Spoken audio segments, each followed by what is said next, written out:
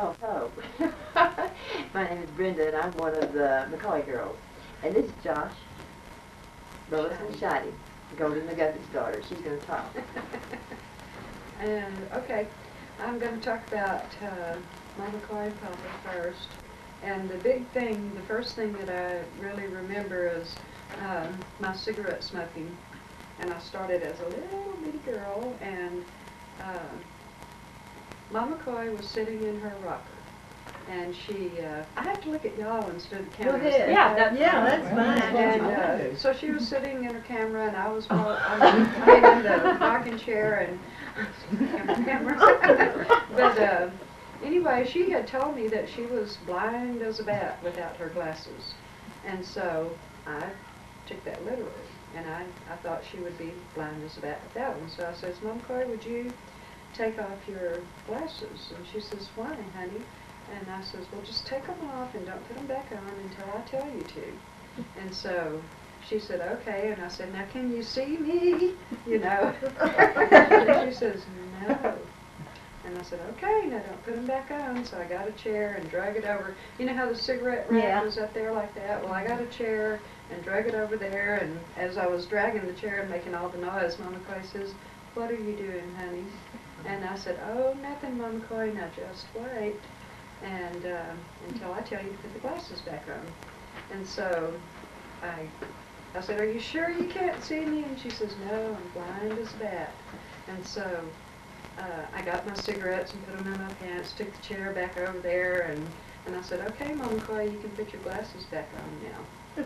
And so she put her glasses back on, and I just gave her a big kiss and went on out to play and smoke my cigarettes. And so all my life until I got old enough, I just did not know that Mama Coy didn't see every move I made. You know, and she never said a word, not a word. And so anyway, I was out smoking then behind the wood pile. I guess she must have said something to Papa because he caught me. And so anyway, there was the smoke going up. I thought I was hidden because I was behind the wood pile, and so he brought me in and made me smoke the whole pack of cigarettes in the kitchen. And so I thought it was just like great, no punishment for me, you know, I wanted to smoke the cigarettes. And then another thing that I know y'all remember the song Woolly Bully. Oh, that was like the wildest rock and roll song ever in our time, right? You know. And so anyway, I remember standing at the jukebox and playing Woolly Bully, and because I loved it. And I was probably like Jesse's age. And I was thinking, boy, I can't wait till Mama Coy hears this, you know, because I thought it would just like blow her mind or something, you know. So anyway, I was singing it and dancing in front of her one day, and just, you know, wild Angela dance, and Angela, when she was little, dances. So, and Mama Coy says, would you please quit that? You're making my head swim. And so I just thought, oh, you know, how delicate. And then another thing that I loved about Mama Coy was she let me play in the fire in the wood stove. And so, well, she would. She let me bring a stick in and light it in the wood stove, and I'd make little swirls of smoke, and we would have spitting contest, and she would spit across the room into the wood stove, and I really loved being with her and doing that sort of stuff. And, you know, I loved playing in the fire. Oh, and then another time she had me wash clothes for her. And so, and she paid me money I'd iron some boys' clothes for $1, and wash clothes for her, and she'd give me money and stuff. And so anyway, I put way too much soap in the wringer washer, and it was outside. And so anyway, I forgot I was washing clothes, and I was just off playing and everything. I turned around, and it was like, oh my gosh, because there was like bubbles, just big old poofs of foam all over the place. And so it was like, I was just so afraid to go in and tell Mom Coy, you know, that there was like bubbles all over the yard. So I went in to tell her, and she never got mad. Mom Coy never, ever, ever got mad at me, not one time. The worst she ever was mad at me was when she said I was making her head swim. And it was like she was always good and sweet and kind, and I'd always ask her, am I your favorite grandchild? And she would never say no, you know, I can't say that or anything. She would just say, well, you always loved, we loved you, you know. And so I just took that, yes, you know, I was her favorite. And then now I'll talk about Papa, the things that I remember and liked best about him. Okay, I guess, well, I won't go to that last story. That was the last story, the last great thing Papa ever said to me. Well, I'll tell it first. The last great thing Papa ever said to me was, go get me the pisser. He was in the hospital. But he was dying. That was his last 21 days. And I had no idea what he meant. You know, so I was thinking, pisser, you know, what could this be, you know? And, so I was like 14 and totally dumb, you know. And so I just hated to disappoint Papa at all, you know. It was like I wanted to please him. And so I says, Papa, I just don't know where it's at. And he said, it's right there. And pointed to the urinal, you know. And I says, oh, okay. So I gave it to him, you know, and he said, you have to be the most ignorant granddaughter I have. And I was just like, oh, I just thought that was like wonderful. I mean, whatever, if I was his most anything, it's not good with me, you know, to be his most anything. And, but now I'll start back after the cigarette smoking deal. It was like we became pretty fast pals then, you know. And, She always liked punishment. yeah, until I got older and then, you know. But he was crazy about Donette. This was one of the most moving times in my whole life. Absolutely worshipped you and Anita. And when y'all married Scott and left, Papa he was out of his chair, and he got in his chair, he just sat down like that, and he got his hat and pulled it real far down like that. And so I was just like thinking, oh my gosh, what's, you know, this was like too sad. And so I just sat down on the floor, you know, with my knees up like that. And I was looking up at Papa, and tears just and that was, so I just sat there until he got out and left. I did not move a muscle. To me, it was just, you know, blew me away. And my poem that I wrote, I've seen a teardrop from a man's eye. That's where that came from. Because that was the biggest tears I'd ever seen, you know, and never moved a muscle though, just pulled that hat down. And then when I'd get home from school, I'd say, Mama, can I go to Papa's? And she'd say, yeah, and I'd run in, just skipping and hopping, you know, because I'd say, can I have candy, Papa? I'd always say Mama Coy first. She'd say, ask Papa. And I'd say, Papa, can I have some? And he said, oh, you know where it's at. You know? And so he would let me get candy every day, you know. And then the bulldog, that was one of his treasures. And everybody hated the bulldog. And May, you were there when the bulldog died, right? Well, I loved the old bulldog too, and I would get up on top of the bathroom. Now this was going off topic, but it leads up to it. And I'd feed him freak toes, and everybody was scared to death of him. He was tied and just a ferocious dog, but he was really lonely. And so, anyway, me and Papa loved that old dog, and Mother when she was drunk. Yeah. One time. Too. But anyway, the bulldog got loose and got run over, and Papa had to kill the bulldog. Well, that was, man. Yeah, I mean it was suffering though, and he had to do it. I bet it made Daddy suffer to have to do it though. Yeah. And so, and then when I went in the summer and stayed with them when I was around 10 or so, when they had the garden in the rock house, that's where the garden was, and he'd call me in the morning and he'd say, "Get up, girl." And so I'd get up and he'd give me coffee. And I wanted cream and sugar in my coffee, lots of sugar, lots of cream. Did you know the answer to that? He said that it would turn to tar in your belly if you put coffee and sugar. And so I, to this day, do not put cream in my coffee. I just have sugar. I thought maybe he's pulling what he did on me. I like not every color. He'd bring me a half cup of coffee. And he knew, you know, that I wouldn't settle for half a cup of coffee, so I'd get up. He wanted me up. I like not ever caught on. So anyway, there where we had the garden, he had me help him plant the garden.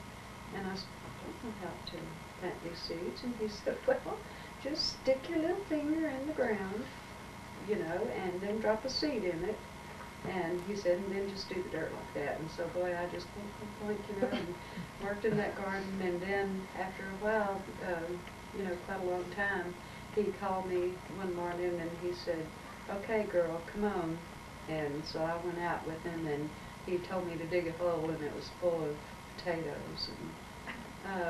And then when I was about a 12-year-old, I told him I wanted to start shaving my legs. And he said, "Well, you're really going to regret it if you do it." But he said, "If you're going to do it," he said, "what you do, the hair on the leg grows down like that." And he said, "You shave the hair, shave it up. That was pretty And neat, then you'll wasn't get a it, real Emma? smooth shave." Didn't you know. think she ought to, but it's going to teach her how if she Yeah. was. And so then, and he said, "But women always shave under their arms."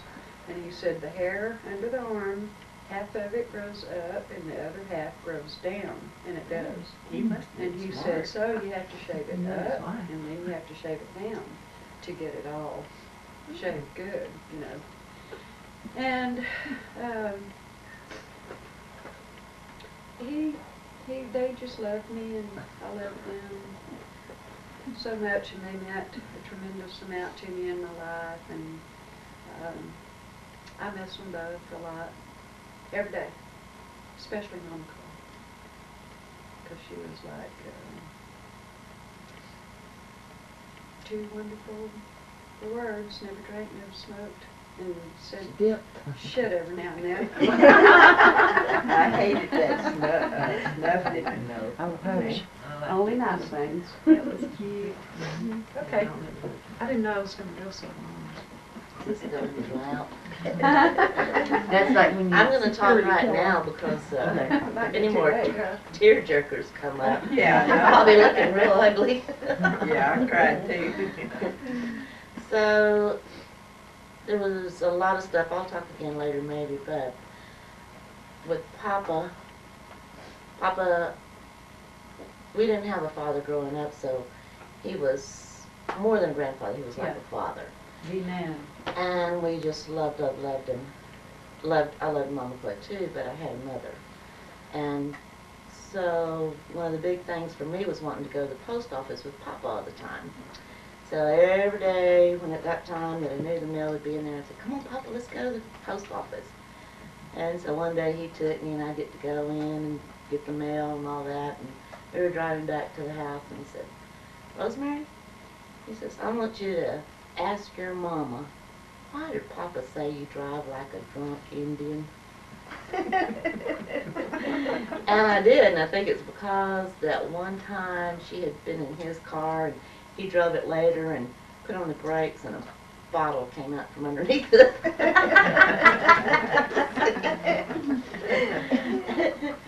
And then I always liked for Papa to do his siren. I think everybody did. We loved that. And then Mama Coy, Jocelyn tells some of my tales too, but let's see. And I had to get here before Brenda because she'd tell the exact same ones. As if it was her. Mama Coy always made biscuits. And she would always make one big biscuit. And so, of course, we'd have to want to fight over that one big biscuit. And so we'd be in the kitchen with her, oh, Mama Coy, I'll do this. Can I have a big biscuit? And then Benita, she still had Benita's high chair in there. And we'd all want to sit at that chair. That was another fight. And then one time, Mama Coy had to go to town shopping about once how often? About once a week? Yeah. And I think Benita, though, had taken Mama Coy on some trip or something one time, and I was taking care of Papa. And I cooked him pancakes and eggs and bacon and coffee. So much food. He tried his best to eat it, but he couldn't. And then it was my job when they went to Temple. I'd go most of the time, any time that I could. My job was to take care of Mama Coy. And, well, they took care of Papa. But Papa at this one time had grown a mustache. Y'all remember that? That was Aunt Pat and Mama and me and Mama Coy and Papa. And he was getting gray in that, he didn't have much gray in his hair, but he had gray in his mustache. So he'd have me every day, and Mama Coy could not stand that, she was so mad. And he'd have me put mascara on his mustache. And Mama Coy wanted to try to make up with him. So me and her went to Temple, went to the big department store, bought him a brand new Stetson. And he wouldn't wear it. He wore his old Stetson. And for some reason at this time he decided he wasn't going to talk. That's when he started doing his little hand signals to me, which was not your proper, wasn't your proper hand signals, but anyway, he'd make me figure out what he was saying. And he could get a little angry when you couldn't figure out something real quick, But we did that quite a bit, and which really helped when he did, right before he did die and couldn't talk, me and him already had some of these hand signals figured out, so he would do some of these, and he didn't have had to have a pisser then, he had a catheter. and he had to go home with the catheter still there. And they had taught me how to do it in the hospital, so we were back home at Lakey, and Aunt Mary was going to change it. And he said, no. He wanted Rosemary to. She knew how. And now I'll finish the rest of my stories. It is Mother's turn. No. Hurry up while you can remember. Well, I can't. And I'm just supposed to talk about Mama and Daddy? Yeah. Things about them? Sure. Oh, well, let's see, I'll tell this. Sisters Do any of you remember Clarence Lodge? Yeah. And he thought he was a lady killer, didn't he? Right. And, good looking too. Yeah. Well, anyway, he run against Daddy. Oh, And, he just pranced around, he just knew he was going to win that election, And Daddy beat him 4-1. Yeah. And I know that was probably a bad thing for Clarence, but it sure tickled me. Because he's the sheriff himself, Uh-huh. And one thing that made me feel good, when he's in the hospital when he died, seemed like he wanted me right there. You did. I was there. Tell about how you chewed gum so he wouldn't know you drank. I don't remember.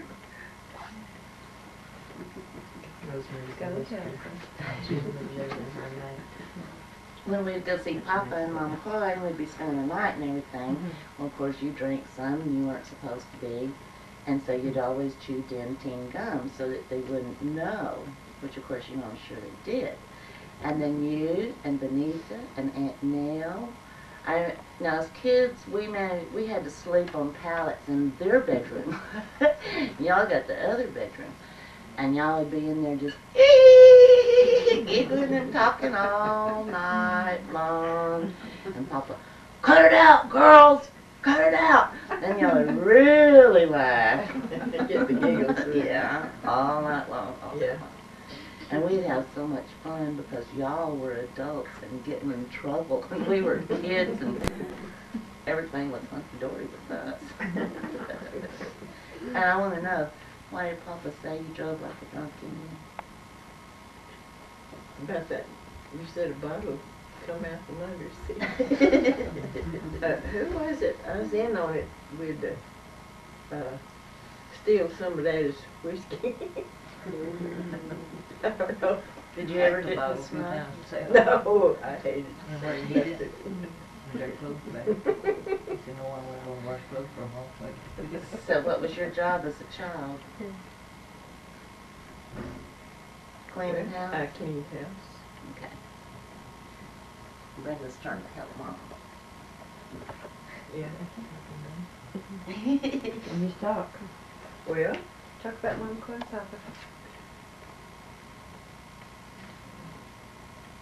see, when I had that darn nervous And this is breakdown, Lola McCoy McKee. And this is the daughter of Martin and McCoy. Nettie. Well, I'm gonna start out as far back as I can remember, and I think it was about 4 years old, because I was still on Mama's breast. And I'll tell you why. Someone had died, we go to the funeral, and Mama had a dress kept up his back. But she'd always, you know, any other time we went to church, she'd always stick her breast out and, you know, like that. And she was pregnant with nails. And I know I was 4 years old because all the church was going on and everything like that. Daddy had taught me, said, Mom, I want my tit. Well, that's the first thing I did in the church. Everybody's crying, everything like that. Next thing, everybody was laughing like everything. And Mama said, that's the end of your tit. So when we got home, she put a black off a pot or stove or something like that on one and turpentine on the other. That was the end of my tit. And she went there every day. She said, don't ever teach another kid no hours to say, I want my tit. I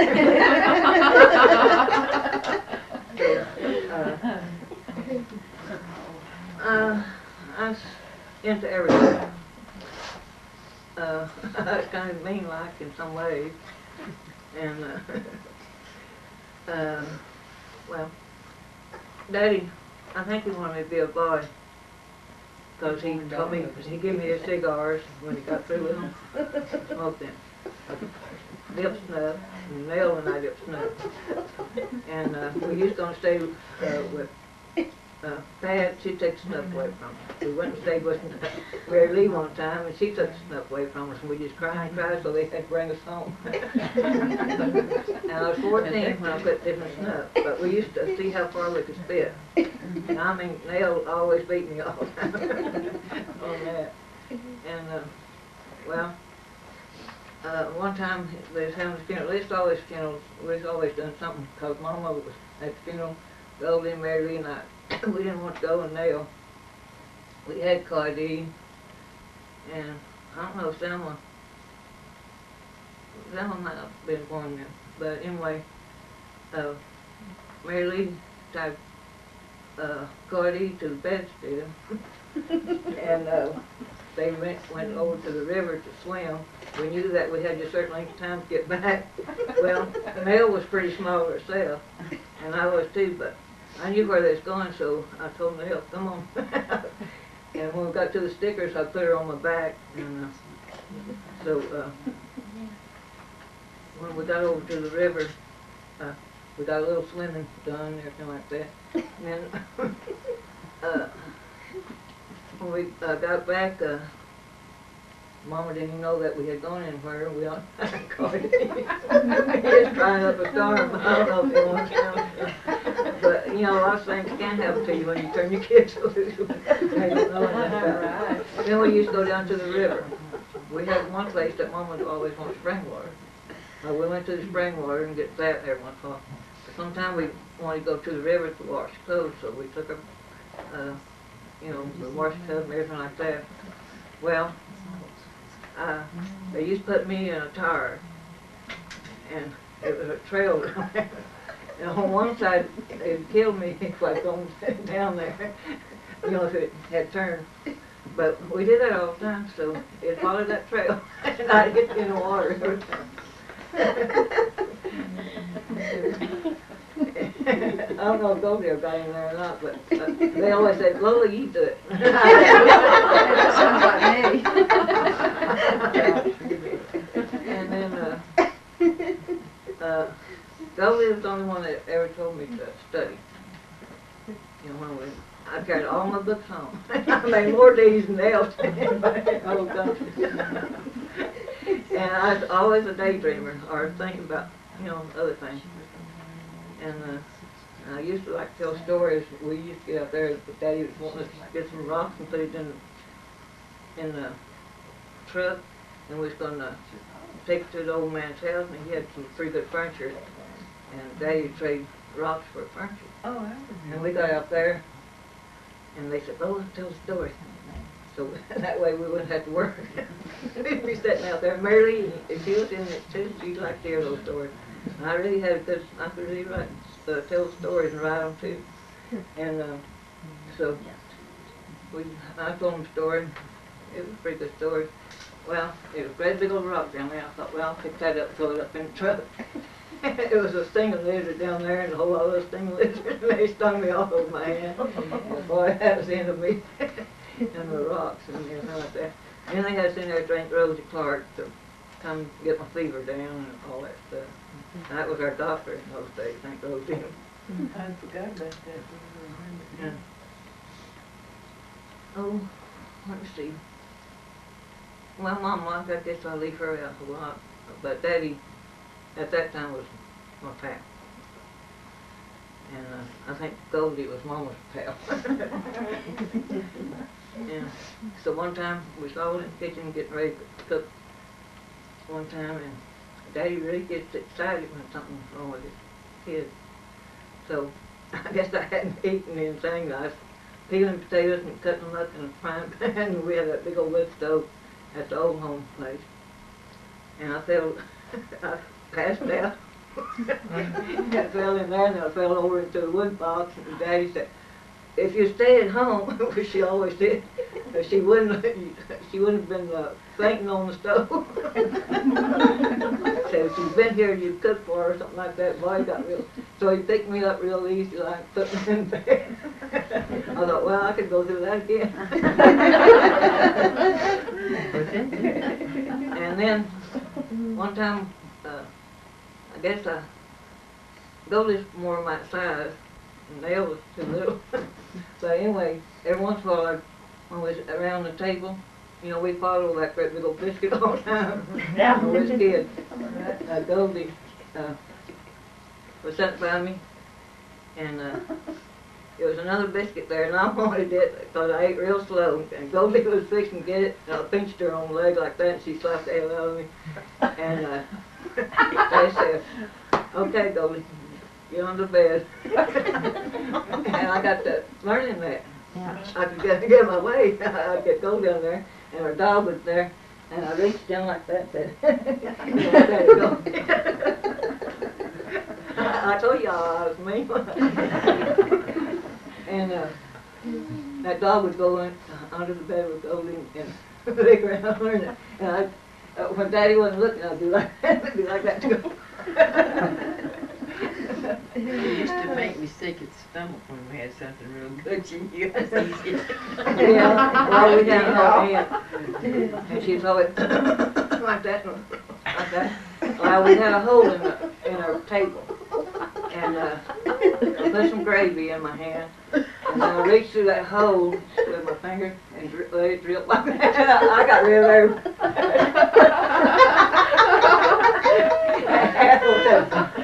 Well, we stopped that hole up.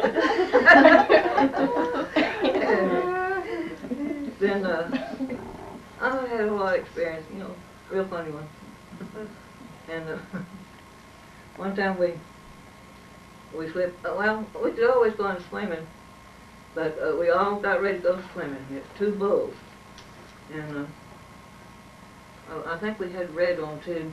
Well, Golden Mary Lee and Norma Dodson and a few others went around a little bit further to make another block. And me and Nell, we'd get mine and I said, like that, and do like that. The bulls trying to get them to run after us. They said it was real mean. And I knew that me and her could run real fast. And we kept on trying to get after that bull to chase us. It was right there at the graveyard, right where that big old tree is. Right.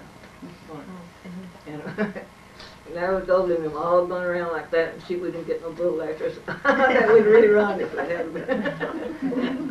Because it was 2 of them. Great big old bull. Tell about when y'all tried to kill those kids because y'all thought Papa was... Oh gosh, don't tell about that. They weren't really gonna do it anyway. What was it? Tell me what it is and I'll tell you. Papa was going out with some other woman. We were gonna be positive. Yeah. I don't know. That was funny. It was a few things happened a long time ago that we would get mad at. I had to think of that because it was more than one woman. That's what it was. When you think about that, and Well, he was a ladies' man. I mean, you know, everybody loved him. See, I didn't know that. Well, she's women station actor right here. Anyway, Mom got mad and we had to go to, she wanted to go to Aunt Julia's and Aunt Maggie's. And I didn't want to go up there, everything like that, so we went up there. And now I know you remember that. Mary Lee, she was really mad at Mama because she had a new boyfriend from CC Camp. So we went up there and we left Aunt Julia's and went to Aunt Maggie's, and they put us to work in their garden and everything like that. We was riding in the wagon, and Mary Lee, that's when that song, I'm going to sit right down and write myself a letter, you know. And Ethel and Tom had took us up there, and then I think we stayed up there about 2 or 3 months, and boy, we was glad to get home. And I got drunk coming home. Daddy got a man come up there and get us, and he's always giving me his whiskey bottle. You want to take it on you? How old were you? About 10, I guess. And then during probation time, we had that house, and Goldie and Mary Lee and I had a bed. Well, it wasn't no partition between the kitchen and, you know, on one end. And we had our bed there, and Daddy, he liked his home brew. So he told us one time he took the lumber off the floor, one of them, and he put his beer down in there. And in those days, sometimes that brew would boom, you know, like that. And they had the Baptist encampment, and every time we went down there, people drive around, you could hear that boom, boom, boom. That was the beer bottle. I come loose. So my Daddy had there and said, if anyone comes around, don't you girls ever say anything about this lumber being, that you can take it off. Say anything about my beer. I thought, oh, why did it go boom, boom? Yeah. So, one time, well, Daddy had a real high temper, just like that. We had all girls that had high temper just like that. And when a man came in there one time, we was on the station, and Bert Larson was going up there for Johnny B. and Aunt Lizzie, he was married to Johnny B. And so Cody, I think what his name was, Cody Large was there. And so he came in there and he did something to Daddy's hat like that. He jumped up real quick like that. That man, I thought he was going to hit Daddy or something like that. And I grabbed a hold of him. I told him you wasn't going to about to touch my daddy and everything like that. And Daddy said, I can do my own fight. So one time we sent a bill. Daddy said, well, let's send some bills out. So I fixed a bunch of bills. And an old guy came up there one time. Well, your mom was there to do that time. And he came up here and said, I don't know you. He called Daddy, you know, SB. And boy, he just started so. I picked up, we knocked him down on the floor, knocked his stove teeth out, and we picked up it was a truck jack, and we got that, and beat him up there. He went up there to Lakey and told him that don't you ever go there and call say anything to Martin McCoy, to the little girl will beat the hell out of him. I mean, we got him down on the floor, me and Ethel. I was afraid of that man there. I guess I'm better wrestler than that. Okay. I mean, I got a whole lot of little goodies to tell some of these days. We'll do some more. Another one time, Zelma, I'll tell something. Hi, I'm Zelma. My mother was the oldest daughter to Nettie and Martin McCartney. And she did have a big temper too. But I love the story about the biscuits because Nettie Mama taught me how to make biscuits and gravy. And she went to town one day and so I made biscuits for Papa. And I made big biscuits for everybody could have a big biscuit. Well, they got kind of brown. Papa come in there and he said, "Oh my God, look at the turds." Of course, I was only around 12 years old and I booed and ran off, you know. But he ate every biscuit in there. Right. They were probably terrible. But really and truly, Nettie Mom and Papa were a big influence in my life. And I was telling Benita earlier that me and Sammy were always real jealous because she got to live with Nettie Mom and Papa all the time. But I spent the summers with Nettie Mom and Papa, and Sammy stayed with my dad. So I got to spend a lot of time with them in the summertime. And like I said, they had a lot of influence in my life. And Papa was always teaching you, you know, that if you want something, work for it, you know. So every summer I worked in the station and cleaning the house, cooking, whatever. And when I'd leave, well, Papa always gave me school money. And so I really felt like all my life, you know, hey, I'm earning my way, you know, even though it was a little bitty thing. But one of the things, like you were saying, you remembering toward the end, Papa I didn't see him toward the end, but I was gone. But Nettie Mama, you know, she kind of got where she didn't remember things and people. But she loved to ride in a car. And anytime I went to Lakey, I'd go get Nettie Mama, and I'd say, "Okay, let's go for a ride, Nettie Mama." And she'd go and she'd ride all over the place with me and tell me all these stories, you know, 100 years ago.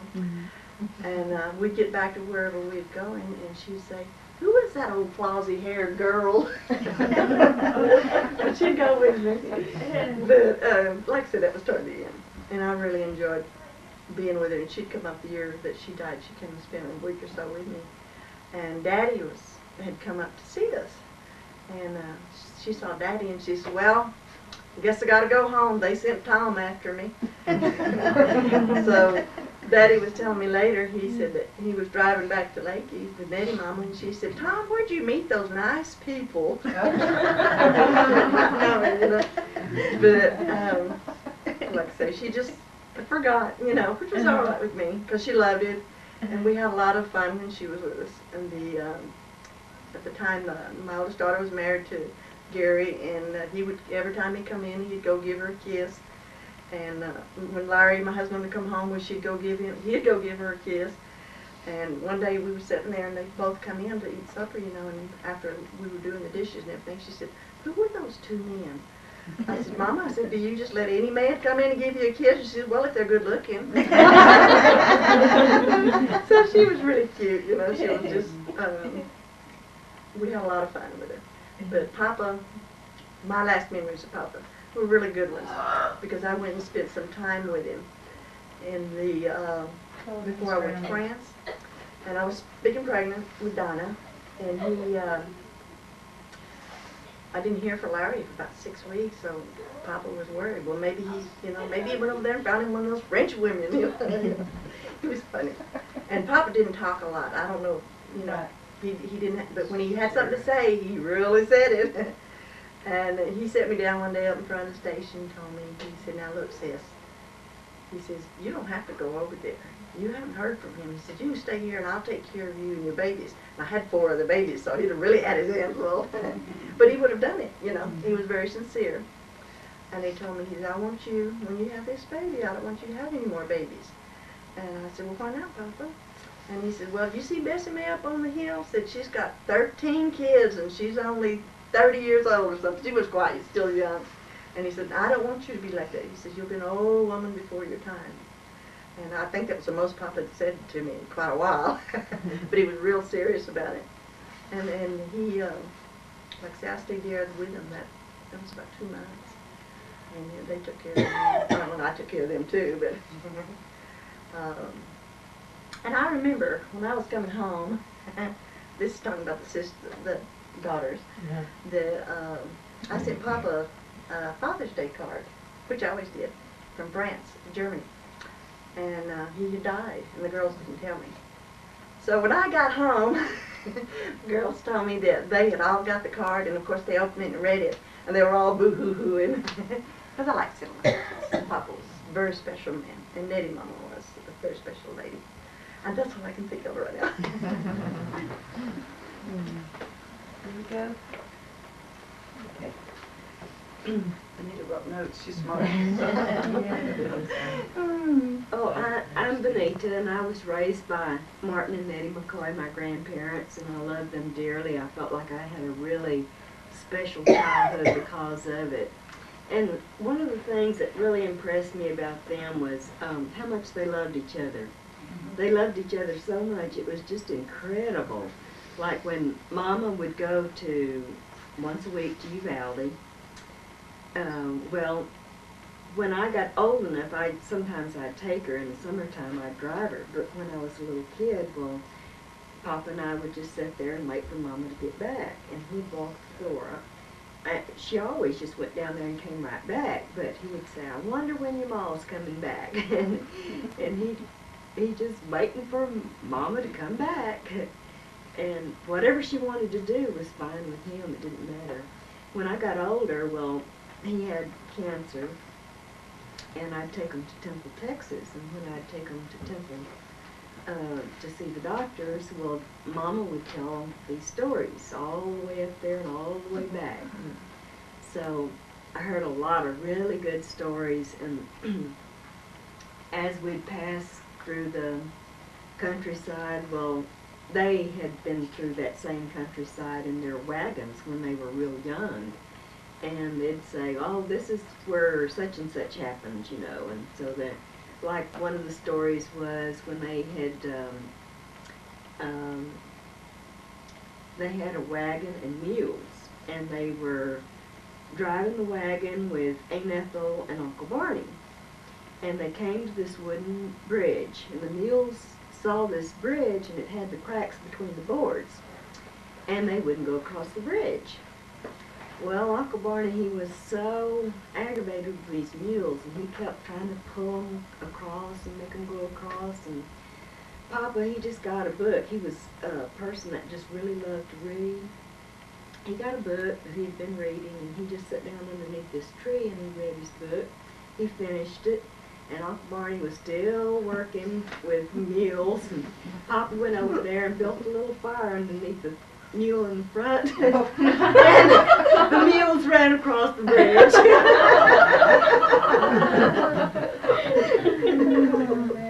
And then they were telling me that one time when Aunt Ethel, Selma's mother, was a baby, and that was their first child,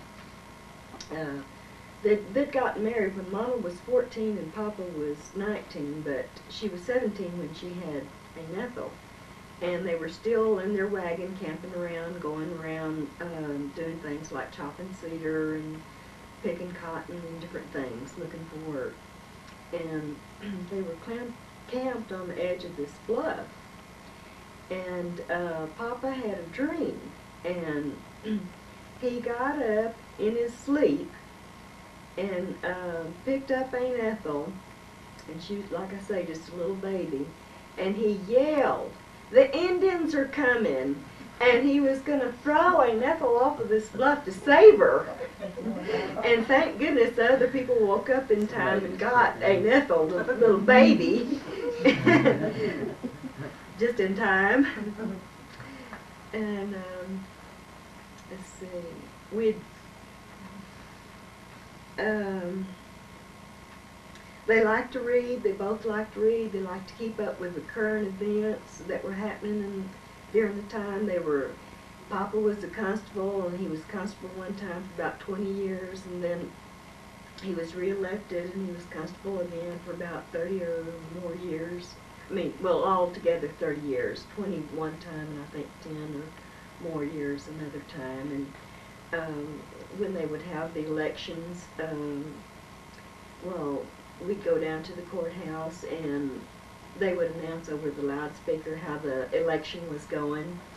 And whatever was going on in town, he took an interest in, and Mama did too. They'd go to any of the benefits, and they supported the town. Papa was alderman there, served on the committee, and Mama went to church. They went to the Church of Christ all those years. Papa converted to Christianity. He always believed in Christianity, but he got baptized when he was 63 years old. And that was after he'd gotten real sick. And so then he, too, went to church. And that's what I remember is them being in church and us going to church. And then just living with them, it was just really wonderful. They were just really wonderful people. That's about all I can think of right now. I'll let somebody else talk. Good, I had a little something there. Yes, you sit in the chair. When,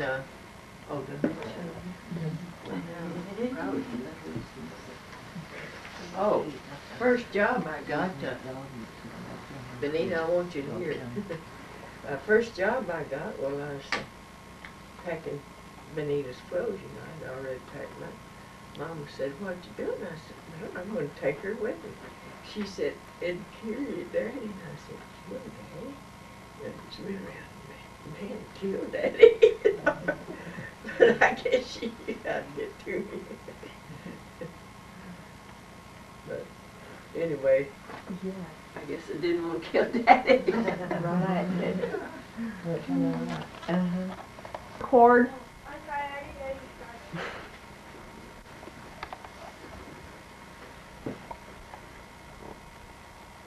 And I'm still recording. Very good,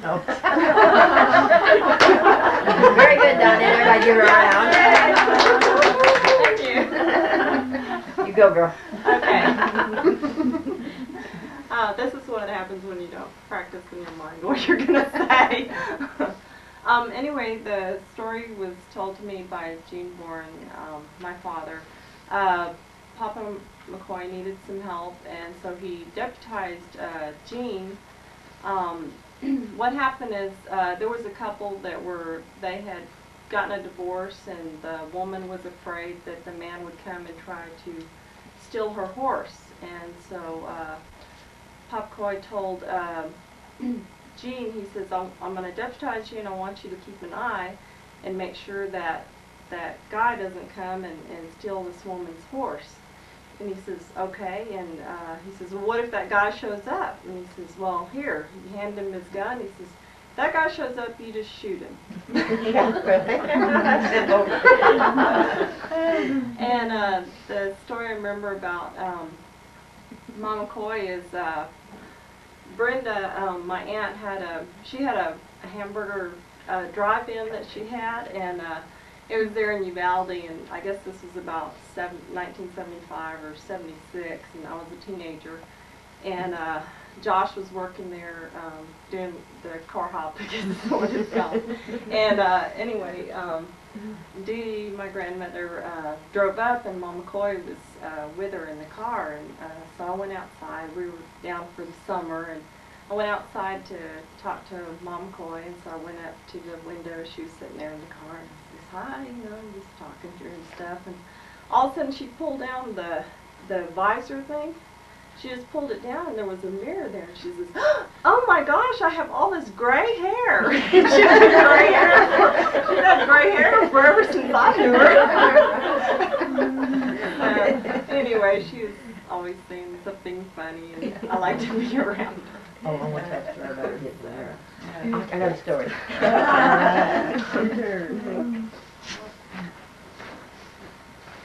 I'm Brenda, and that reminded me of a story about Mama Chloe when she was talking about going from the hospital, and she had her big old purse, and she walked into the bathroom, and she saw this mirror there, but she didn't know it was a mirror, and she ran into it. She said, "This old ugly woman bumped into me," and she said, "I hit her with my purse," you know. It's like, and I loved her sense of humor. That's one of the things I just absolutely loved about Mama Chloe, and Papa had a good sense of humor too, but it was so quiet. But I loved the way they played around with each other. Papa would pinch her on the leg or something like that, and she'd, "Oh, Martin," you know, just so. And they had I believe they had more of a romance than we could probably ever know. But looking back, we sort of realized that Papa was very romantic, and that Mama Chloe kept his attention, and he loved her a lot. It was just so obvious. And you know, Papa was quiet. But you know, I remember just the atmosphere around their place. I remember a lot about them, but I remember loving to be at the station. And there are some things that I loved about that station.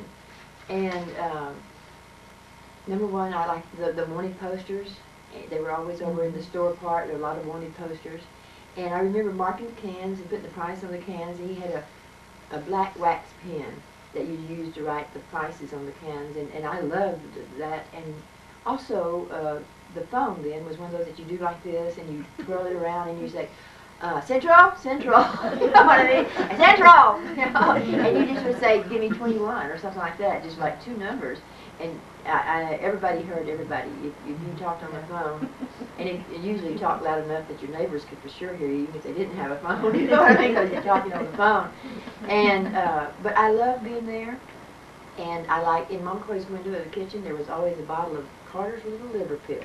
And every time I went in the kitchen, I took a Carter's Little Liver Pill. I probably have one of the healthiest liver of anybody in the whole world, because I always took my grandmother's little liver pills. And I liked that high chair, too, that was Benita's, and it was put in Mama Chloe's kitchen. And I was always fighting over to get to sit in it, and I remember one time I got to sit in it, and it had a crack, but it was wood high chair, and there was a crack right in the middle. And if you didn't sit just right, it'd pinch you, you know, and you sat there, and we fought over the chair, we fought over the big biscuits. But, you know, I know that she didn't make those biscuits. It became a custom, but it was because there was a certain amount left, and she didn't want to make two little biscuits, and so, you know, you just ended up with a big biscuit. And that became such a thing with everybody. They wanted the big biscuit. But I remember sitting out in the green chair. They had green tin chairs, those kind, and I see them now. I'm going to buy one of these days.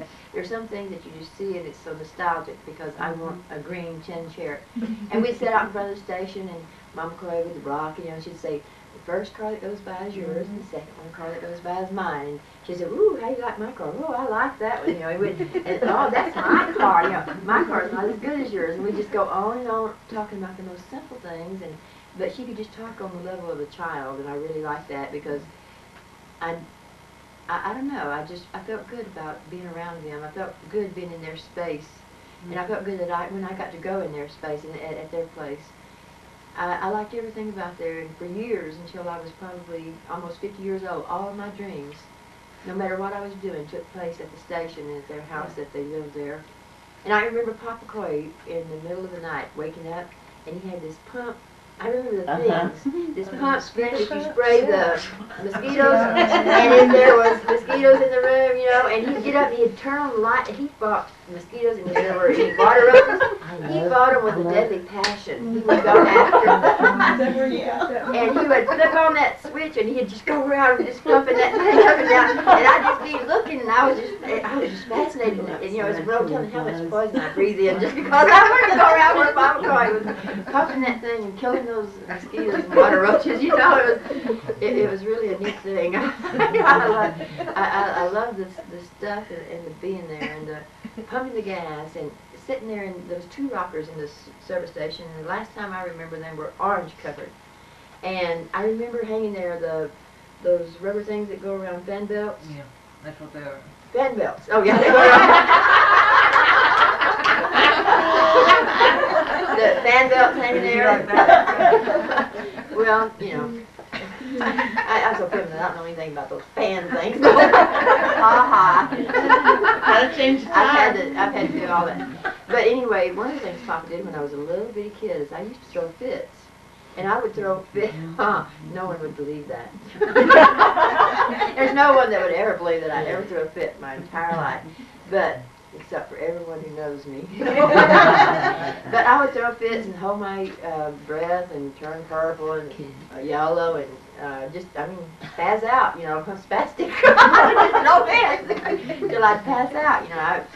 If I wanted the floor, I had it, you know, went to drastic measures to get the attention. And I think I got that from my mother and my aunts. I think I came by that trait legitimately, for sure. But anyway, Papa one time, he had a big old rain barrel, water barrel out. Yeah. There was a faucet outside in front of the station where they checked the, see if there was holes in the tires and things like that, and plus put water in the radiators.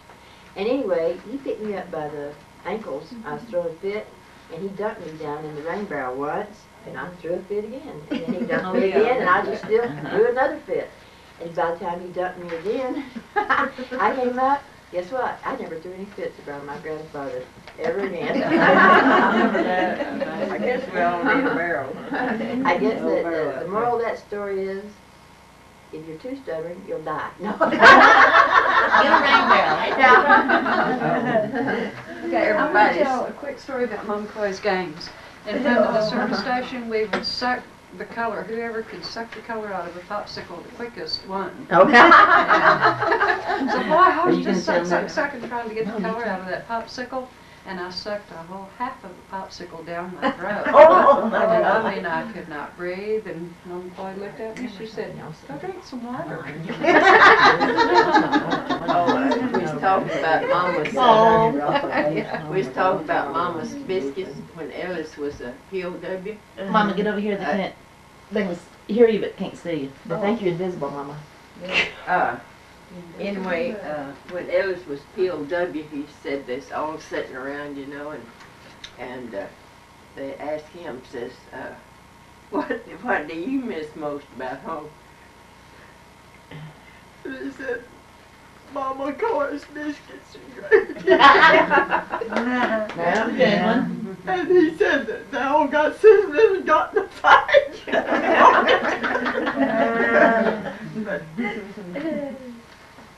But I thought that was pretty neat. Yeah, that was real good. Mother. Yeah. All right. May Thompson. Blackie. Granddaughter. I'm not sure I can do it. Oh, yeah. Black and blonde. The thing I can say about Mama Coy is that she was like infinitely patient. No one have I ever met that was more patient than her. And Faye and I as twins would go to church and sit one between Papa and Mama Coy and one on the other side of Mama Coy. And for entertainment all through church, we pinched her skin on her hands and made it stand up. And it fascinated us because it stood up a long time. And she would let us, you know, and we would twirl her reins and get them down and pinch her skin up and watch it till it fell. And she would let us. She liked it. I mean, she didn't stop us. She gave us all quarters to put in. It don't hurt. And then You got pennies to put it. there's two things I remember about Papa's. She had this pink gun of like Bonnie and Clyde, Bonnie's gun, and it had her name embedded in the plastic, and it had roses under it, and it was about that long shotgun and sawed-off shotgun, a beautiful, beautiful gun, and he said to Dad, you know, all these years I wanted to shoot that gun, but I just haven't been able to bring myself to do it. And Dad said, you know, well, hell, let's take it out the dumping ground and let's do it right now today. So I got to go with them, and we went out, and they took a long time looking for something to shoot, because they were both dreading it, you know. And then Dad got the gun down by his waist because they thought it would blow up, and he held it real tight, and he held it against his bottom, and he would say to Papa, he'd say, think I ought to do it? And Papa would say, whatever you think. So he'd get it all arranged again, and he'd say, you think so? And Papa would say, well, Dad had his hand on top of it right here. And so then he shot it, and he said, hell, that didn't even kick at all. And Papa was like disappointed that he hadn't shot it before, because Dad said that was the smoothest shooting gun. I shot it a whole lot of times. It didn't. One time it came up like that. Dad said it was smooth shooting gun. And then there was one more thing. Was it about Papa? He was sick in the hospital, and Josh and I, for some reason, and I don't remember why, stayed about 3 days and nights up there with him. And I've always been a patter and a rubber. I can't say I love you, but I'll pat you or something. And so with Papa, he was so kind of helpless, and I felt so helpless. I didn't know what to do, so I got the lotion and started rubbing his back. And I would turn him over and rub his back, and I'd say, does that feel good, Papa? And he'd say, it sure does. And so then he got or he would shake his head. He would say, then he got to where he had motion towards that lotion. And so I spent a lot of hours You think about it. rubbing his back with me and Josh.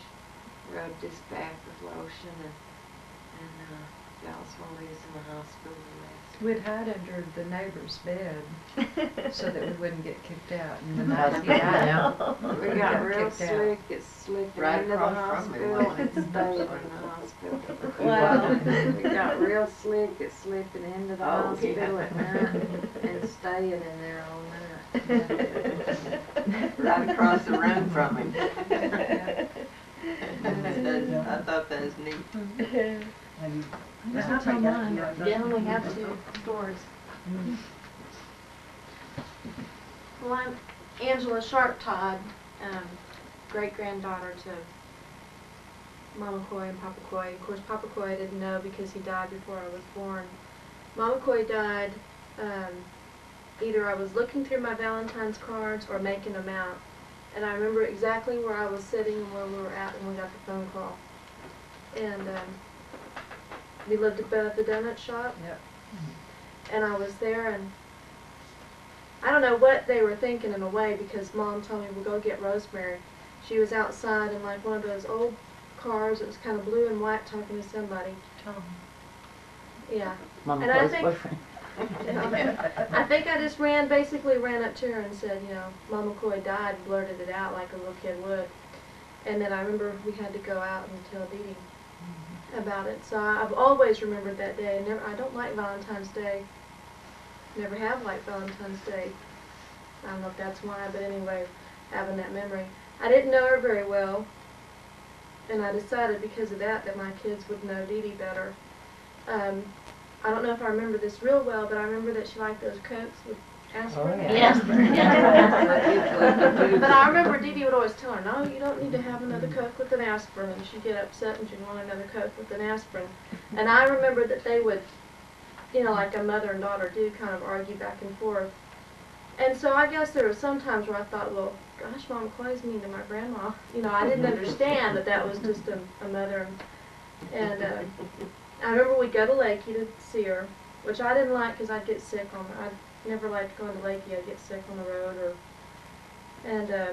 But we'd go visit her, and she'd always be real sweet, and Aunt Pat would be there, and I'd hug Aunt Pat. And then Mama Coy for Christmas got me my first pair of plastic high heel shoes. And I remember then Dee Dee was like, and this is when I took Mama Coy's side, she said, you should have got her something good like underwear. And I was like, no, she shouldn't.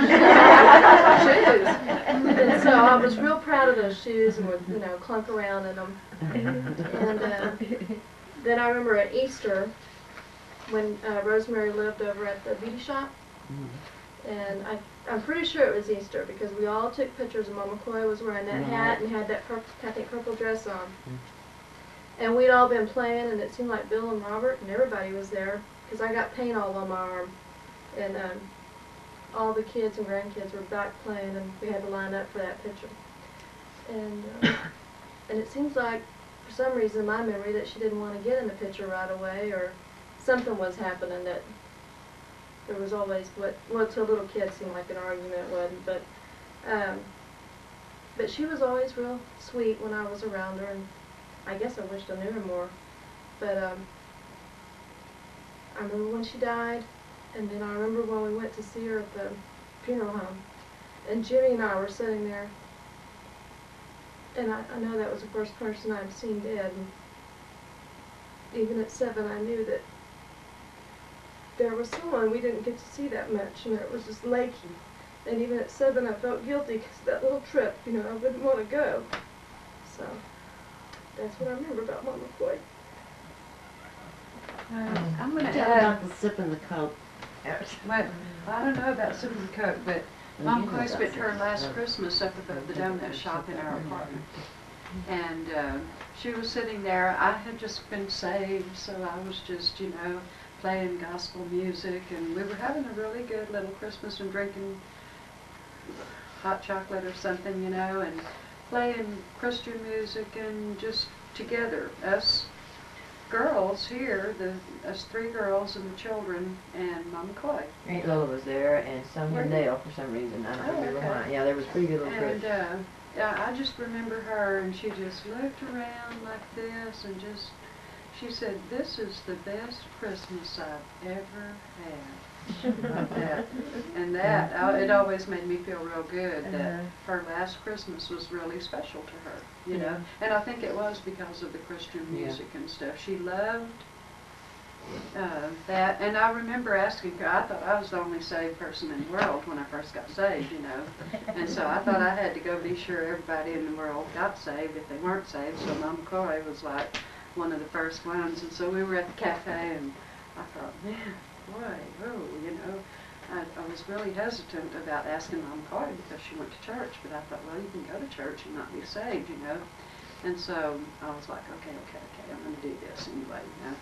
And so I says, Mama Coy, and she said, you know I'm okay and I'm going to go to heaven.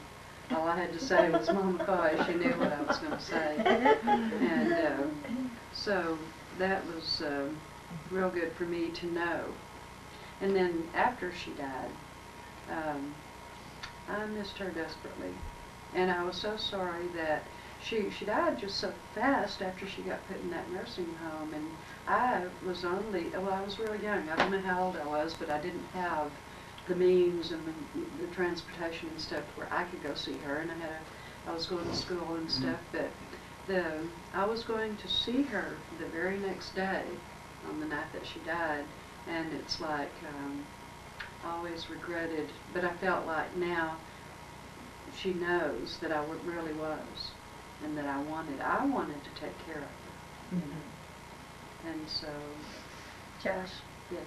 one thing that Nettie Mama always said, that when she died, she wanted to go to sleep. Mm-hmm. And when she did, Mama and Aunt Goldie were over there with her, and they didn't even have time to get home. She had laid down and took a nap, and she went just like that, just like she wanted to go. Right. And she was ready. I think I Did called, you say I you called from come and told me Abilene. about Mama? Tell Goldie and I told Abilene. Aunt Rosemary about Mama dying, and Oh, I yeah. went out there when y'all went out there. Rosemary went out there. Yeah, I was there too. Oh, yeah. I just remember. They were out there with all that. One thing I was going to say, I was going to get Brenda to say, you didn't sit with me. Sure. Anybody else can come sit if they want to. Jocelyn says she doesn't remember the Cokes, but I can't believe anybody. No, I know the Right. Cokes, but Right. I don't know. Know about the sip. Right. Oh, she let us take the first We'd sip all fight over who would take the first sip, which it had to be that much out of a Coca-Cola before before she put the 2 aspirins Because in it had to there. have room to fuzz up. The aspirin make white the phone. And I want the first sip, I want the first sip. She remembers everything. And they think they did it. Yeah. And by the way, the blind Mama Coy's there. Yeah. The blind Mama Coy, we pulled it all the time, not just her smoking syrup. For candy and ice cream and stuff, you know.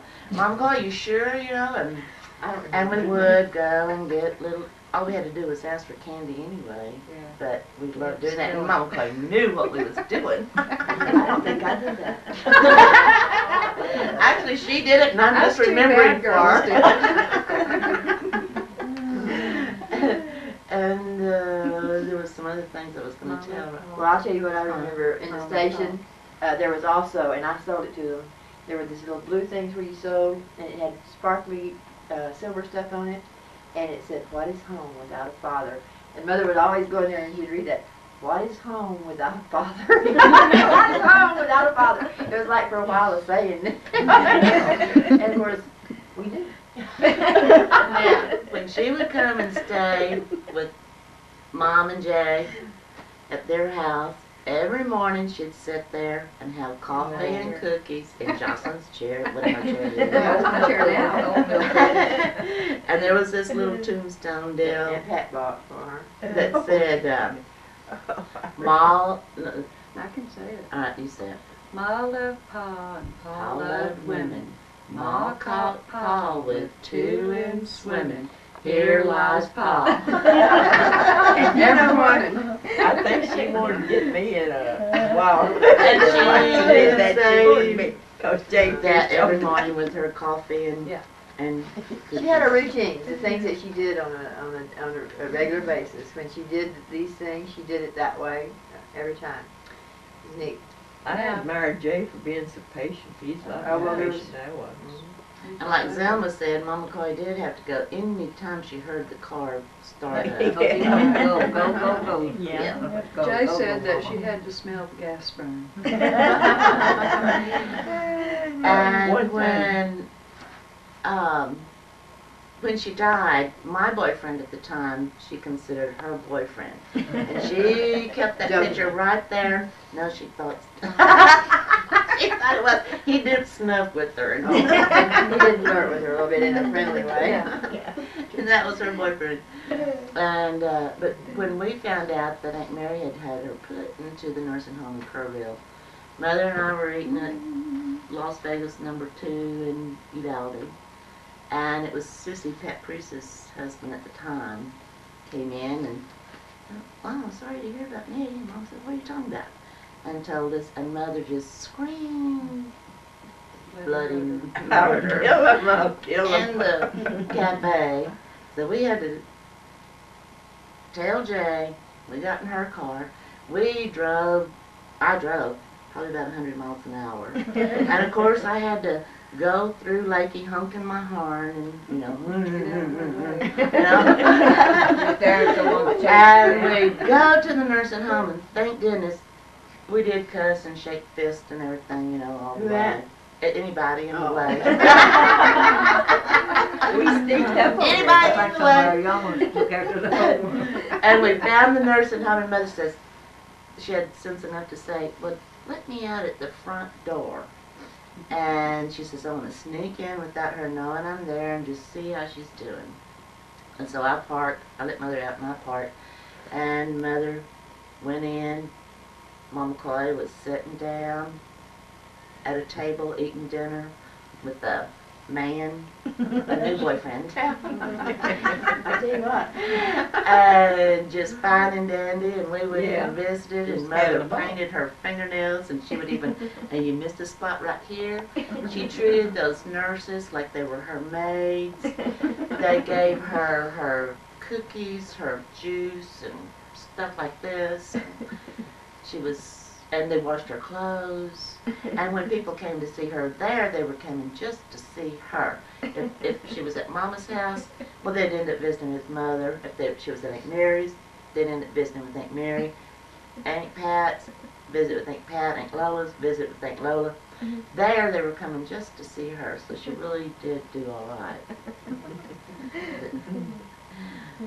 One So thing about Papa, he bought coon hides, and of course Arlie and I we were forever trying to catch coons, but he taught me how to look at a coon hide and know if it was a good coon hide, and it had to be blue. And anyway, then Brenda and Sonia killed a rat and Just scanned it and came to sell it to Papa. Yeah, you gave us a quarter or a nickel, I don't remember, whatever it was. I wrote that right up over Yeah. here about y'all Right, doing right. that, you know, You and know what I'd sort of like to recollect and talk about, even though it was a sad time, in a way it was a great tribute to Papa, and that was the night that he died at the hospital. He was in the hospital about 21 days, and all his girls were there, and most of the family around. people And had just said- friends. Oh, friends. There were and there were neighbors. 22 or 23 people there the night that he died. It In was in his the middle of room, the right? night, in the room. Yeah. People would sleep out in the cars, and I remember I was sleeping out in the car, and Rosemary ran and was knocking on windows of everybody out in the car. Some people were sleeping out in the waiting room on couches and chairs, and then of course Mom and Aunt Pat and the girls were right there in the room. And they came and they said, Papa's dying, and Rosemary knocking on the window and running around and telling them, Papa's dying, and we knew it was just going to be his last time. And I think it's real special to help people die. And that's the last thing we can do with them, is to be with someone when they're dying. For sure. And the thing is, Pickle Goins was there, I'll never forget it. That. Cody and a lot of people, but I do remember Pickle Goins. And Benita was there, and it was a traumatic time, and it seemed like it was in slow motion, but I remember, Aunt Pat was just devastated. I think she passed out or fainted. And Aunt Lola was underneath the Aunt Lola just sort of The fell to her, little tray. fell to her knees, and she was under the tray, the serving tray, and just crying. And Mother stood up on the chair. No, I thought I stood up on the chair where I could see, or either one of us was stood up on the chair where we could see. Everyone wanted to see him right at the very last, and to be there with him. And people were sad, but yet it was a family thing, and that's what bonds families together. We were there, and we were together, and this is a man that everybody just put on a pedestal. And we all loved him very much, and to us, none of us, he had no faults. Nobody could think of any fault that he had. And I think that's good. I love the fact that our family does that. On I the just love 14th, it. on my birthday, Aunt Pat and I was, watching the Daddy that night, and we knew the signal. When he did like that, he wanted to see what time it was. Like this. And if he wanted to be rubbed, he'd tell Pat with a good hand, point to his back like that. And so we was talking, I told Pat, I said, well, after 12 o'clock tonight, I'll be 40 years old. And she said, yeah. Well, Daddy kept on looking at his arm like that, won't know what time it was. But when he got after 12 o'clock, he pointed to Pat and wanted it back. So that way he could be turned towards me. And then he hit me 2 times. Let me know that it was my birthday. I think when a little bit, he was trying to talk to a whole lot of us, he couldn't, but I know that, well, he could say some words, but you couldn't hardly understand them. He was just wanting me to take care of my kids, watch over them. But what was funny, Daddy was sitting in that old rocking chair, and I was sitting in the other rocking chair. Bill was in the playpen, how Daddy played with Bill all the time. Well, Cody's kids and my kids started coming in one at a time. When they passed Daddy, they did like that. Oh. To me or to somebody. They just learning what that finger was. And wasn't very long till Bill was doing like this, little bit of kids. They said, I wonder how come Bill be doing that? And I said, 'cause those kids are coming in doing like that.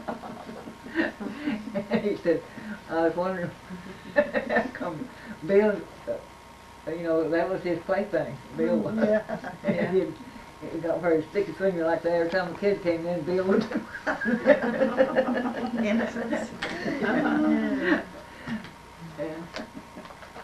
Well, one time it was real fun. Me and Daddy had drank beer and was just fixing to close up the place and everything like that. So we had the bottle there, and I guess it was a little bit, on the bottom of it. So next morning, we got up. Daddy said, goodness, said, look what's in these bottles that we drank beer from.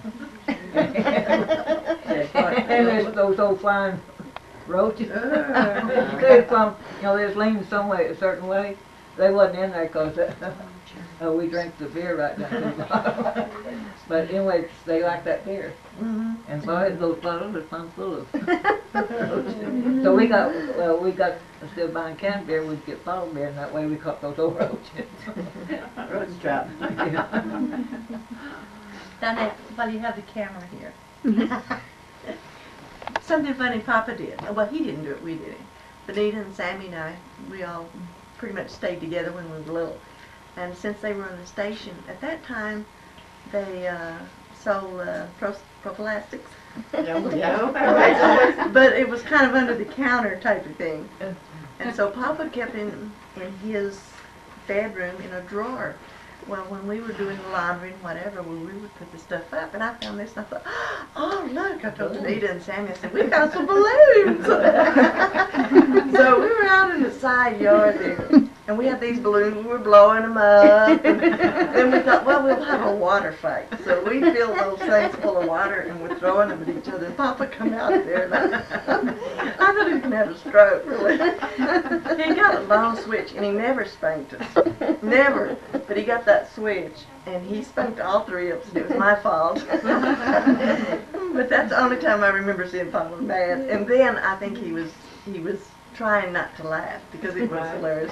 We're out here playing with balloons, and they're prophylactic. Yeah, I never opened one, but I remember seeing those little gold round things. I thought it was candy. But we were, because they hit them, we didn't think about them being smart. We didn't know what they were. We were real young. The first time I ever saw one, me and Pat was cleaning those church courts up here on the hill. Oh, yeah. And I guess I got one. I said, oh, boy, balloon in his bed. I said, it was a lot of stuff. Yeah, And one time Jack and Nell. Okay, these are all in yours, Dee Dee. Goldie, she's always praising, gives me compliments, and is sincere. I enjoy Goldie's smile and ability to be eternally young. She never ages. Aunt Goldie is and has always been the movie star, a beauty to behold. Well, y'all. Strong-minded, a family woman with much strength and sentimental. Headstrong and does what she sets out to do. Loving and hugs and kisses a lot. Always compliments everyone. Her strength for survival in a tough world. Her love and faith in her family. The way she will stand by you in your decisions. She always shows love. She makes me feel special. If things were going bad, she made them seem okay, sorry. I love you with all of my heart. Okay. Her sincerity. I like the way she is so neatly dressed and looks so pretty. She is an inspiration the way she is always dressed so appropriately. I always feel proud to be seen with her. The way she gives each of us her love and support through the years. I said, you well, Goldie. Very sweet and loving person, and is pretty too. All right.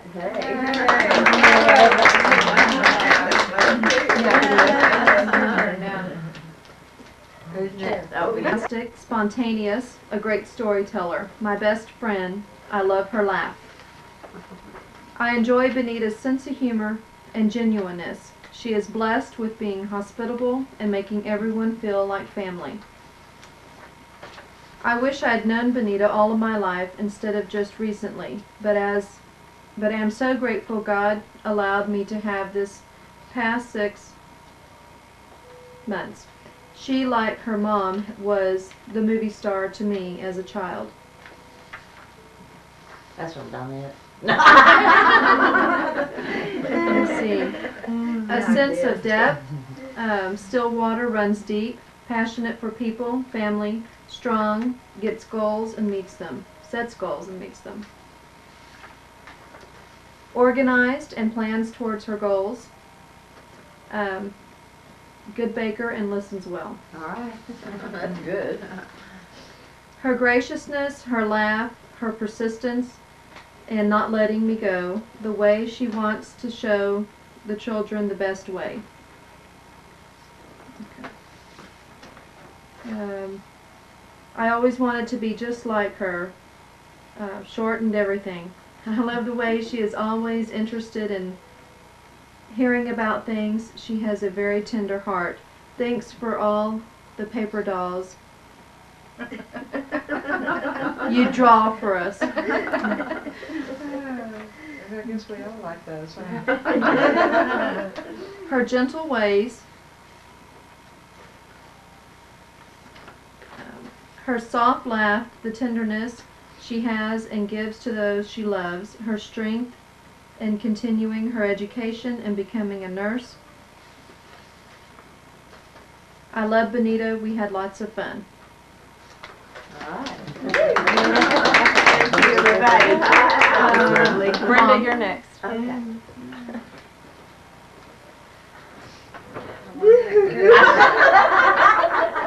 No, I should have wrote that myself so somebody do something good. Man, Okay, you ready?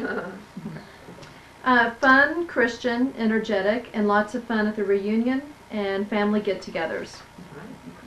I love Brenda's sense of humor and ability to have fun and make things fun anytime, anywhere.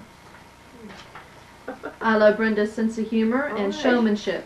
She has always made me laugh, and I admired her for being so bold. bullheaded fault. Oh, I forgot about that. Okay. Outgoing and friendly, emotional, loving, cries while watching Rocky, supportive and encouraging.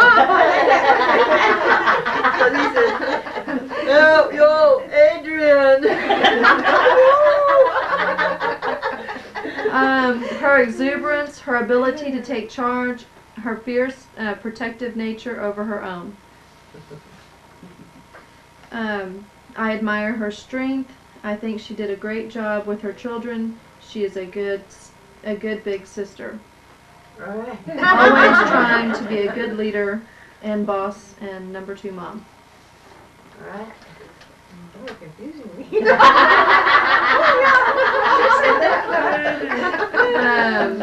Her honesty.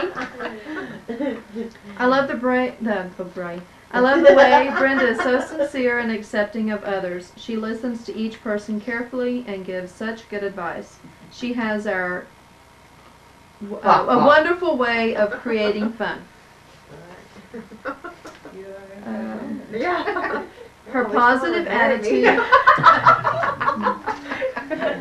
Okay. Her positive Put attitude. these on video, singles deal. Oh, I keep reading about that. Gives encouragement and supports as we need it. I love the way she talks and explains things. Okay, and next is Rosemary. I'd rather pass and let somebody else go before it burns out. Yeah, there you go. Okay. Lipstick on. Gives me encouragement when I am down and will defend me when I need her to. I like to be around Rosemary because she knows what you see is what you get. And an honest person with a great sense of humor, always has fun.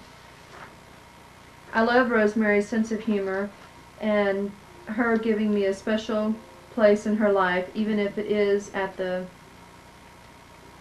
tire kickers. Gave myself away. That's okay. I did too. I was like, what is that? Private joke. That's my sense of humor. Passionate about life, her laughter, quick to love, quick to laugh, quick to get angry, fun. We all get angry.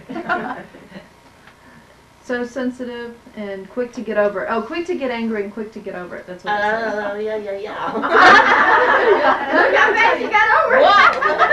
I was angry for a minute there. Okay. Nobody says I cry easy, but I do. a lot of fun, Oh, I cry all the time with it. knows how to tease and can be teased, ready to listen, and never forgets a birthday. All right. You better not ever either. I know I haven't forgotten mine. You'll tell me too. I call it Lola a month early. Her super sensitive nature, her high energy level, and the way she is so outgoing and fun. The way she cries, loves, and plays. Wow. No one's saying anything like that about me. Because I'm younger. Okay, her loving ways. See, that was real short. Yeah. Somebody don't like me. Okay, you'll like this one.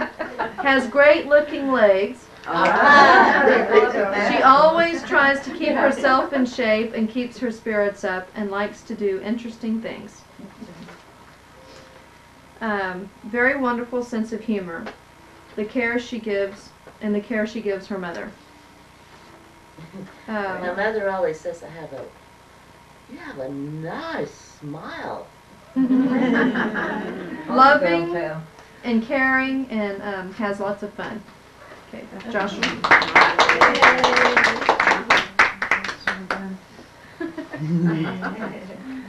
Okay, she can make anyone feel at ease and can talk to anyone. Non-judgmental, giving of her time and energy. I love Josh's ability to make everyone feel like a special person. She knows no strangers and radiates Christian love and spirit. You idiot, girl.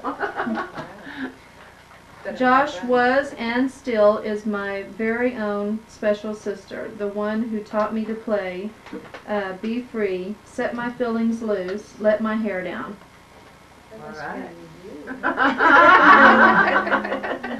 That was a bad influence. I almost read the wrong one.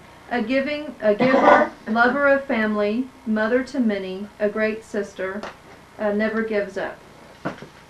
Stubborn. Okay. Kind, childlike fun, plays with kids, has a favorite green brush with broken handle, kind-hearted. You shook it at me enough.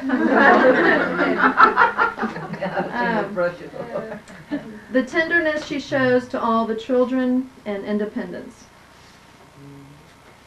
She was always my baby. I always felt I had to protect her. Very stubborn, but a great person. Little angel.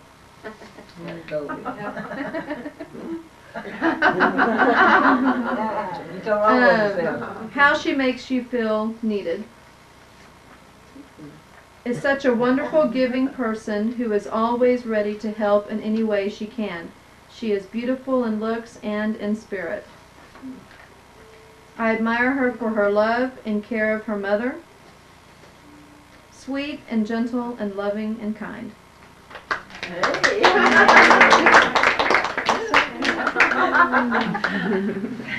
We're a wonderful family, can't you tell? All of us. Good therapy. I didn't know Wow. Brenda's trying to turn on everybody else's compliments Okay, ready? Great sense of humor, wonderful smile, sweet spirit. Donette is a very special person to me. She has a sweet look, a sweet nature that makes not knowing her sooner a tragedy.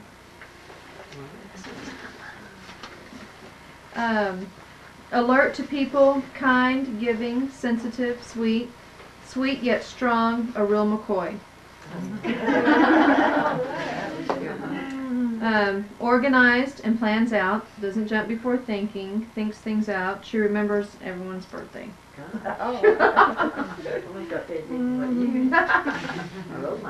Okay.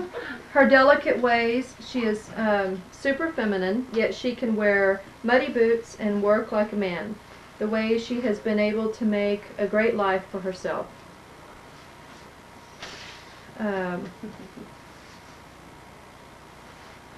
Our first niece, very smart, always real sweet, always tries to be helpful, even-minded, never mean.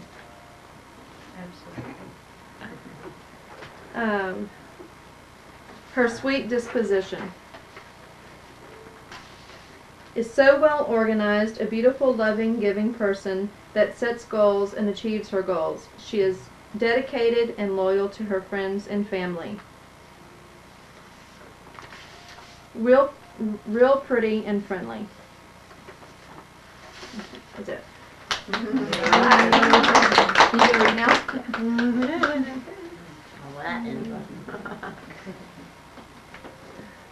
Okay. Angela, always involved in things, can put things together anytime at a moment's notice.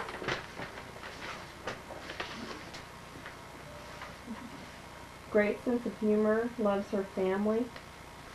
She sings a great song. All right.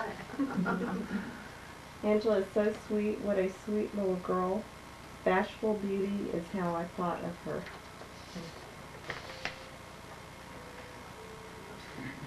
The way she cared about Nettie, Mama, and Papa, even though she barely knew them. Strong, passionate, easygoing, but with a backbone of steel. Now that's the one I know. Has a big mouth, tells off boss. That was easily. my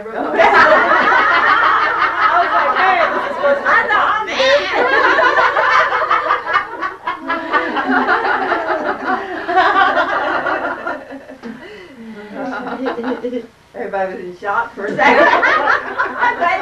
I'm glad the camera wasn't on that. Though very quiet, she comes through loud and clear when you really need to know you are loved. Her gentle ways,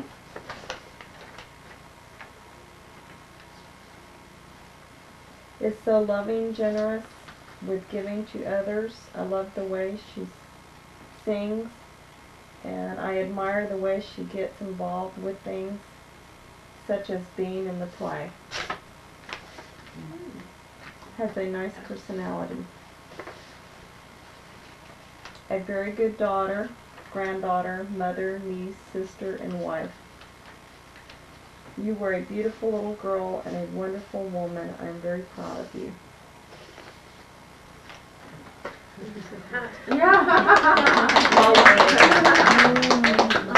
By Lola Mom. You're my sunshine. Easygoing, interesting,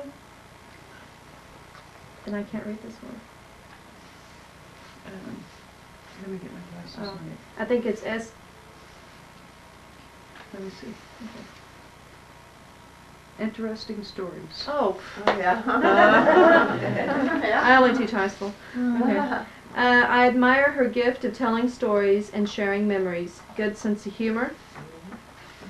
Aunt Lola means strength to me, for she always said to a crowd, "What Lola wants, Lola gets." I like that. Do the snake thing. Yeah. Her quick sense of humor, the love she has for family. A great sense of humor, always ready to laugh, a giver, a great belly dancer. I got ready now for that next round. Sweet, feisty, and alert, always a bundle of fun, beautiful, smiling eyes. Childlike nature and her playfulness, how she always has a place for you if you need it. She can always make you laugh. Is fun to be with. She tells wonderful stories and always shows us that she loves us. A great listener. Okay, a special aunt that were that saw us through good times and hard times, with someone that will always be there. You always show love. Oh, yeah. Okay, and that was the last one. Interesting, sensitive, knows computers and has her own helpline on the computer for people who are down. Precious spirit, always sees the good in others, has a wonderful sense of humor, loves her honesty and beautiful smile, can always feel God's presence in her.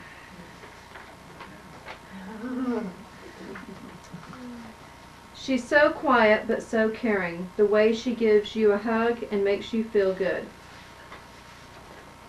A giver, gentle, highly intelligent, gifted with words, a real poet.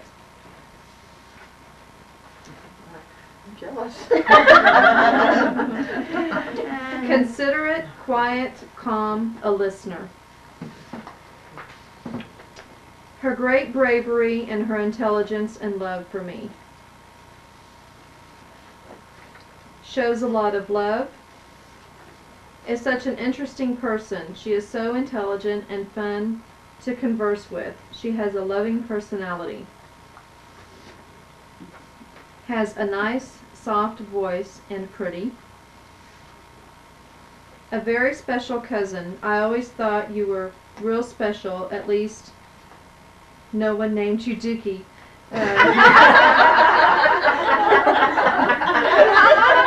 You've got a good right foot. It's that and a good right foot.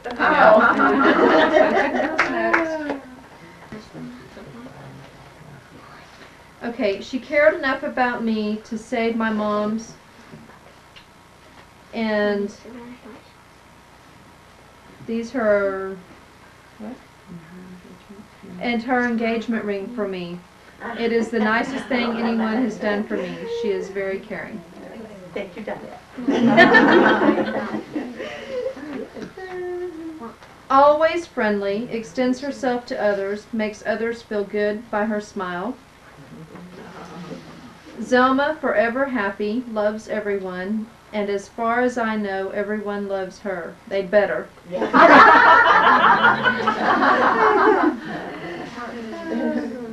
Her great smile and laugh, twinkling eyes, always pleasant, a sweet spirit. They must be talking about Coy's wife.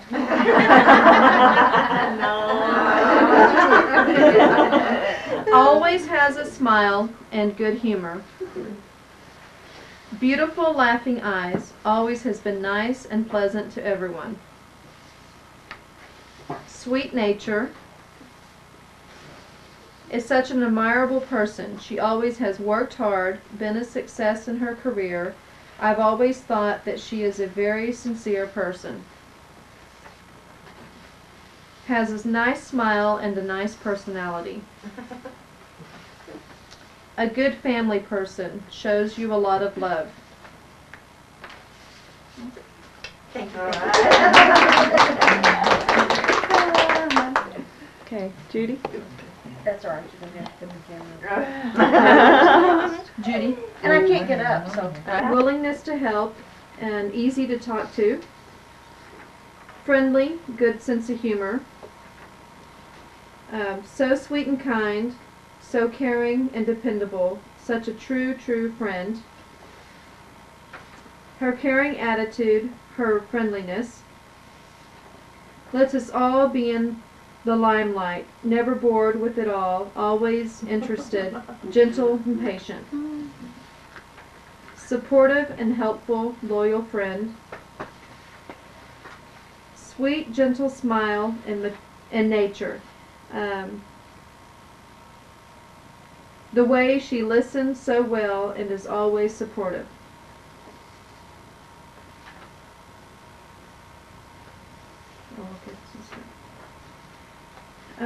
She is so nice. I feel like I've known her a long time. She makes people feel at ease and always fits right in with our family.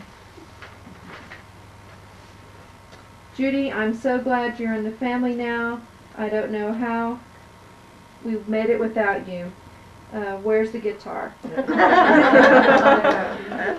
Thank y'all.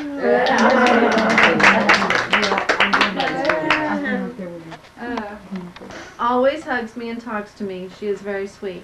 They don't know you. No. Okay, Jocelyn. Gentle and kind, yet strong in her convictions. Cute.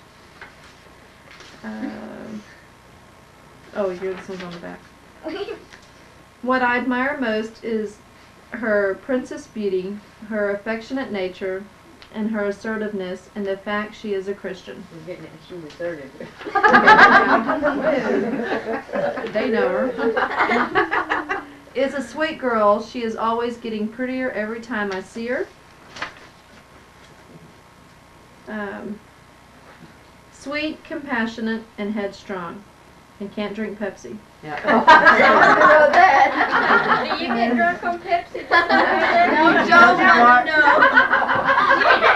She farts up the store. Okay, Christy. No. Can we tell about the dog? I drank Pepsi, I thought that was cheese all the time. Well, we're on our builder. Christy, you ready? She's Hop in the chair. She's done it all. I don't want to watch. I cannot look at the camera. I'll get stage fright. I'll just be here. Look at me. She's done the whole car. Don't look at it, you might get a pinch. Okay. Christy, caring, loves animals.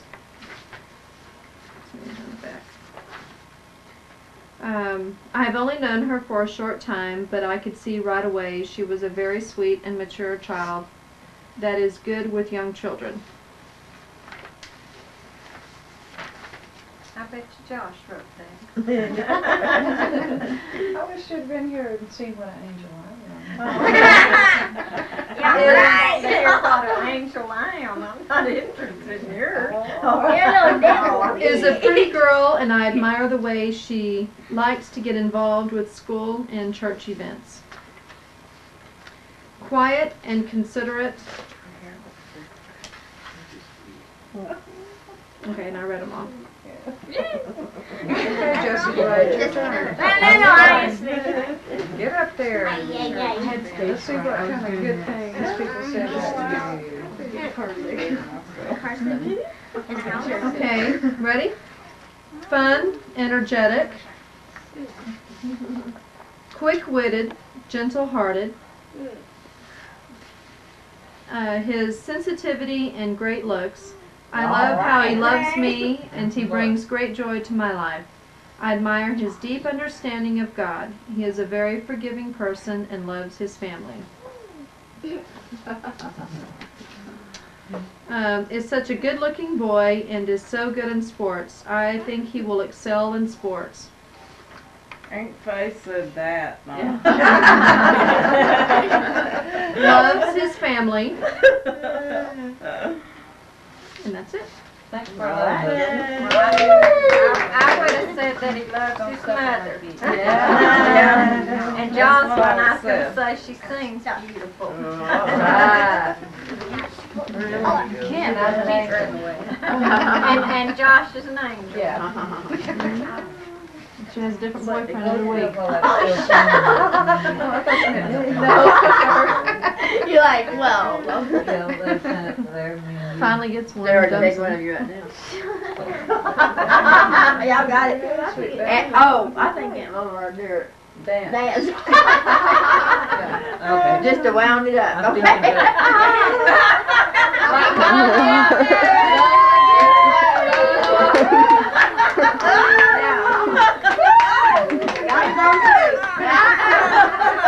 When Michael, the first time he saw it. Let the camera Oh yeah, shake that little booty. My husband Shake, was shake, tickled when shake. he saw you dance. He almost fell out. And when we got home, he was like, "Are you gonna dance for me? You're at Lola dances." Now you have to show me how you can do it. Can y'all be like, he loves the band, you think we're, I can't. Yeah, I told her tonight. And one more time. I can't shake my booty like Toward the that. camera. I can't.